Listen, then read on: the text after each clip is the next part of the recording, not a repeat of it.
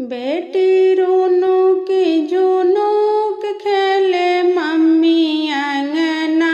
बेटी रोनक झुनुक खेले मम्मी अंगना। अपना मम्मी जी के गोद में पसारे रोदना। अपना मम्मी के गोद में पसारे रोदना। मम्मी हमसे बतावा जोगवा जाने लुके तना।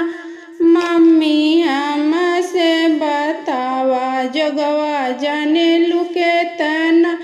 मम्मी सब जोगवा दे दा बेटी के अपना।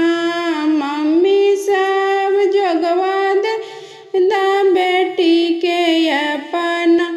मम्मी कुछ जोगवा हाथ दे दा कुछ अचरा। मम्मी कुछ जोगवा हाथ दे दा कुछ अचरा। मम्मी कुछ जोगवा रख दा छिपा के अंगना। मम्मी कुछ जोगवा रख दा छिपा के अंगना।